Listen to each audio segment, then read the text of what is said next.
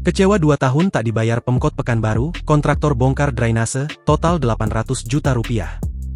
Seorang kontraktor bernama Hendrik di Kota Pekanbaru Riau, mengungkapkan kekecewaannya terhadap pemerintah Kota Pekanbaru yang belum mencairkan dana pembangunan drainase di kawasan Jalan Letkol Hasan Basri.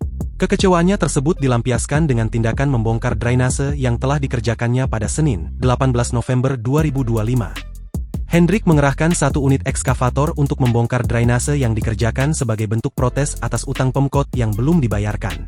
Siapa yang tak kecewa haknya tak dikasih? Sudah hampir 2 tahun saya menunggu tapi tak juga dibayar sama Pemkot Pekanbaru. Karena tak dibayar makanya saya bongkar, itu hak saya, ungkap Hendrik, Selasa, 18 November 2025. Hendrik menjelaskan pihaknya mengerjakan 4 proyek untuk Pemkot Pekanbaru dengan total utang yang belum dibayar mencapai sekitar 800 juta.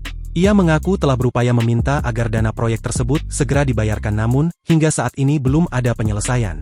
Tahun 2024 terjadi tunda bayar, karena waktu itu PJ Wali Kota Pekanbaru ditangkap, saya sabar dulu karena katanya mau dibayar tahun 2025, tapi sekarang mana, sudah mau habis tahun ini tak juga dibayar, kata Hendrik. Ia pun meminta Pemkot Pekanbaru agar segera menyelesaikan utang tersebut. Saya tidak mencari kaya dari proyek ini, tapi kami butuh makan, saya pakai uang orang tentu bunganya harus saya bayar, ini nggak dibayar cari ribut namanya, kita perlu makan buat keluarga, tambahnya.